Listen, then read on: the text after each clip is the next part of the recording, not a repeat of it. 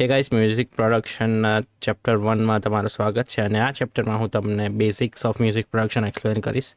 અને આજે આપણે શીખવાના છે સાઇન વેવ. અને સાઇન વેવમાંથી આપણે બેઝ કેમનો ક્રિએટ કરી શકીએ છીએ તે બી આપણે શીખીશું. અને different kinds of wave forms કયા કયા હોય છે, જેના મદદથી different kinds of music synthesiser જે આપણે કહીએ, મ્યુઝિક સિન્થ કેવી રીતે ક્રિએટ કરી શકાય એ બી હું તમને ઓનલી બેઝિક્સ એક્સપ્લેન કરીશ. બિકોઝ એડવાન્સ એક્સપ્લેન કરીશ તો બહુ મોટો વિડીયો થઈ જશે. તો બેઝિક્સથી આપણે સ્ટાર્ટ કરીશું, પછી આપણે એને એડવાન્સ લેવલ પર જઈશું. So without wasting time, let's start.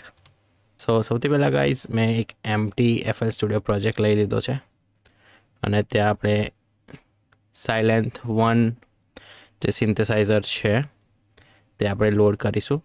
અને એને આપણે ઇનાઇટ પ્રીસેટમાં લોડ કરી દઈશું. હવે જ્યારે તમે અહીંયા જ્યાં હું એરો લઈ જાઉં છું ત્યાં તમે જશો, ત્યાં લખેલું છે વેવ.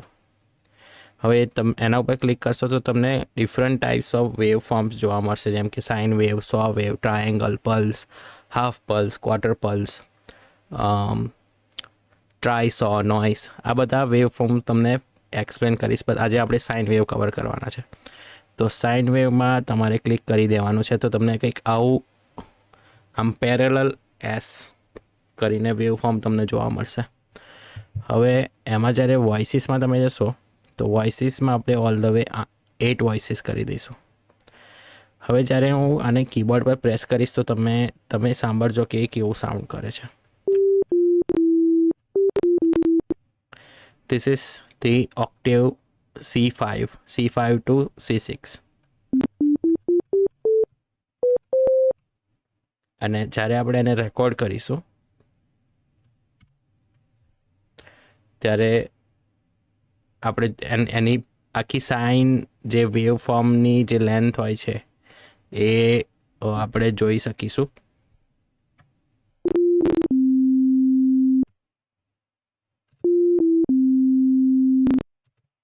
હવે આને આપણે જો ઝૂમ કરીએ તો કંઈક આવું આપણને વિઝ્યુઅલ જોવા મળશે. તો જનરલી સાઇન વેવનો લેટર જે એસ છે એ ફોર્મની કંઈક વેવ હોય છે કે જ્યાં કોઈ એક પોઈન્ટથી શરૂ થાય, જેમ કે માન લો અહીંથી શરૂ થાય છે અને અહીંયા એન્ડ થશે, કાં તો પછી અહીંયા એન્ડ થશે, અહીંયા. તો એક કમ્પ્લીટ આને આપણે રિવર્સ કરી દઈએ, જેમ કે આને આપણે ફ્લિપ કરી દઈએ, ઉપર મૂકી દઈએ, તો એક ઇન્ફાઇનાઇટ શેપ ક્રિએટ થઈ જશે. તો ઇન્ફાઇનાઇટ શેપ ક્રિએટ થશે અને આ વેવ ફોર્મ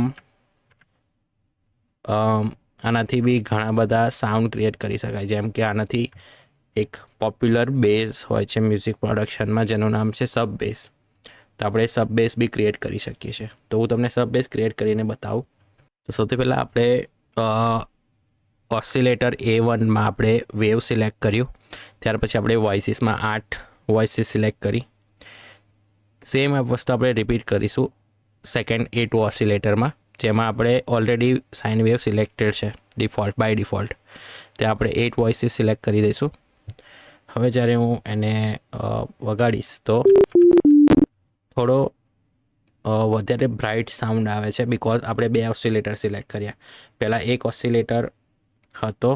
જો તમને ઓસિલેટર ના ખબર હોય તો એના બી સેપરેટ વિડીયોઝ હું અપલોડ કરી દઈશ મારા યુટ્યુબ ચેનલ ઉપર. બટ અત્યારે એટલું સમજો કે 2 ઓસિલેટર હોય તો ઇફ વધારે એનહેન્સ સાઉન્ડ થાય. હવે જ્યારે આપણે અહીંયા આગળ ઉપરના કોર્નરમાં જોઈશું તો ત્યાં એક ઓક્ટેવ કરીને બટન આપેલું છે. હવે ઓક્ટેવ બટન કામ એવું કરે છે ગાઈસ કે એ તમારી જે પિચ છે એ કાં તો અકોર્ડિંગ ટુ ધ નંબર્સ, હવે જ્યારે આગળ 1 + 1 + 2 + 3 થાય છે, બરાબર છે, ત્યાં એ એવું ઇન્ડિકેટ કરે છે કે તમારું યા તો +1 સ્કેલ ઉપર ગતો રહ્યો છે યા તો +1 સ્કેલ ડાઉન -1 સ્કેલ ડાઉન ગતો રહ્યો છે. હવે જ્યારે મને -1 લઈ જાઉં છું તો તમે જોજો કે જે એકદમ પતલો વોઇસ આવતો હતો એ થોડો થીક થઈ ગયો હશે. ઠીક થઈ ગયો છે. હજુ એને હું એક એક ઓક્ટેવ ડાઉન કરું, -2 કરું, તો એ કંઈક આવો સાઉન્ડ કરશે.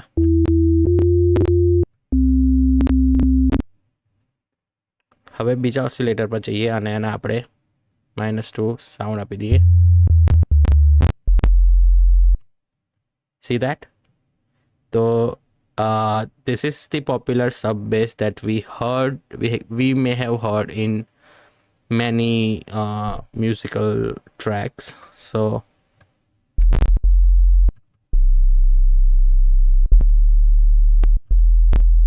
હવે જ્યારે આને આપણે એડિશનમાં રેકોર્ડ કરીશું તો એનો કંઈક વેવ ફોર્મ બહુ જ ડિફરન્ટ આવશે. Where is addition? Yeah, it's right here. તો હવે આને આપણે રેકોર્ડ કરીશું.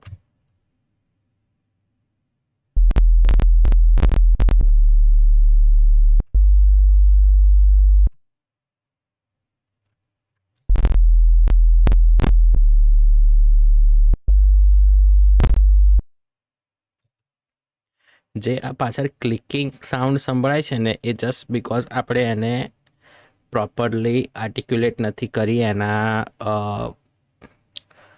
અટેક, એના રિલીઝને આપણે આર્ટિક્યુલેટ નથી કર્યા, તો એટલા માટે એક ક્લિક સાઉન્ડ આવે છે. જો આ ક્લિક આવ્યું, પછી ક્લિક આવ્યું અને લાસ્ટમાં ક્લિક આવ્યું.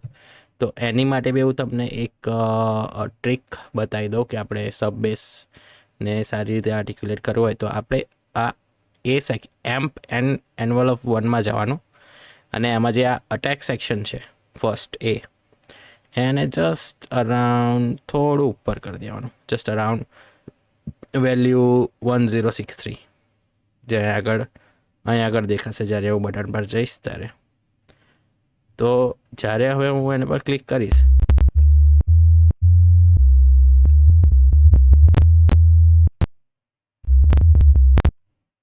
યા તો આપણે એને અકોર્ડિંગલી એડજસ્ટ કરી શકીએ છીએ.